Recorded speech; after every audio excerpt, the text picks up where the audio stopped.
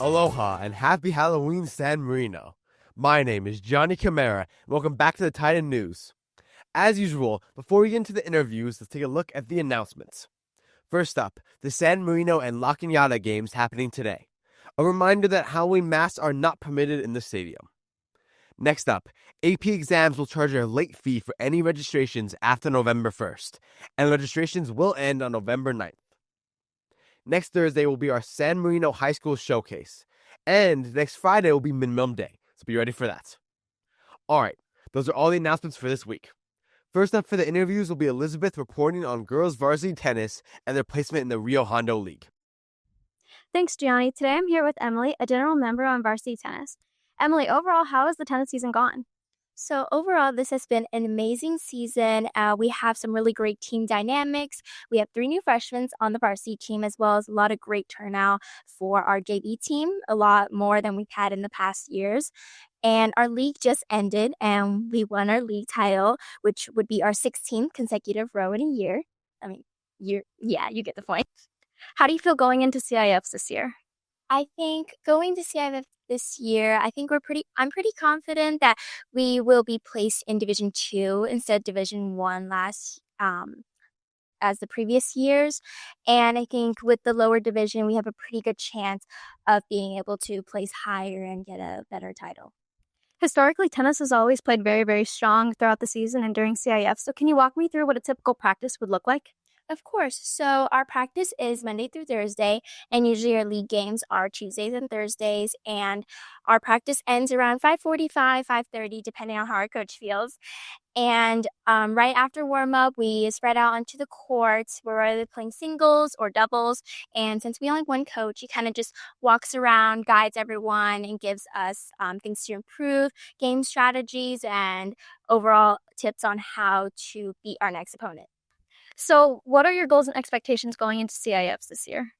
As I said before, I think we have a really good chance of being placed in D2 instead of D1, which I really hope that will allow us to play better and play with some more opponents that are more our level instead of all the way up there, and will help us maybe get like a better placement and a better score. Well, I'm sure everyone has very high expectations. We're excited to see our turnout. Thank you for meeting with us today. Thank you. Thanks, Elizabeth. Annie is next up with an interview on choir and their attendance in the first festival of the year and the Bonita Choral Invitational. Hi, I'm Annie Son with Titan News Team, and today I'm here with Sophia. And we'll be talking about choir's first festival at the Bonita Choral Invitational. So, Sophia, how did you feel performing at the festival? On the day of the festival, I was a little bit stuffy, so I couldn't really focus on my tone quality. But that means I was able to put 100% of my effort into my facials and expressions. So I felt pretty good. I did the best I could.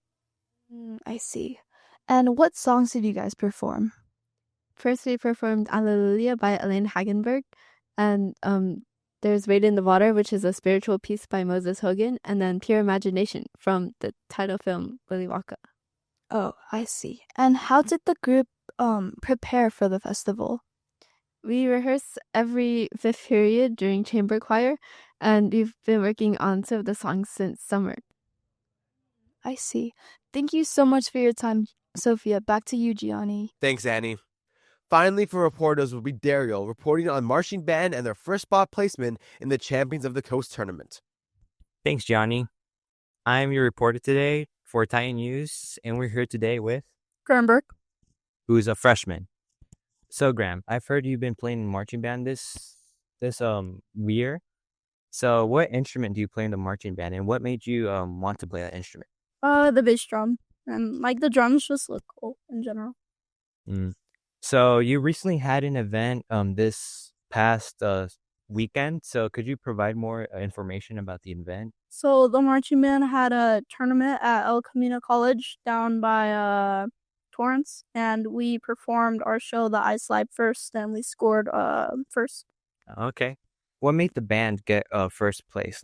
What was the... Just a lot of practice. We have a lot of coaches that are just there to help us, and we show up every day, 0 period, and practices after school. That's great. And as a freshman, like, what were your first thoughts about getting first place? I thought it was really cool. It was the first time we won first. The band was super excited, and it was just a great experience. Okay. Thank you. Thanks, Dariel. For our final segment of today, Justin is back with his Just in Time sports segment. Hey, just in time for Sports with Justin, the segment where I, Justin Lopez, go through all the school scores and highlights.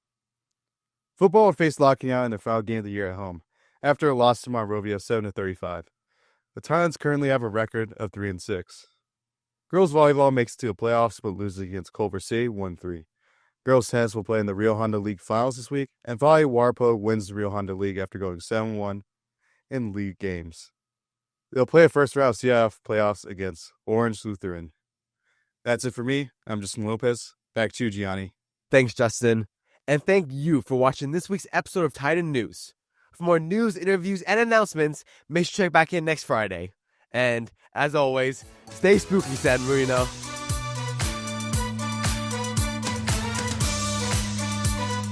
I ain't afraid of no ghosts.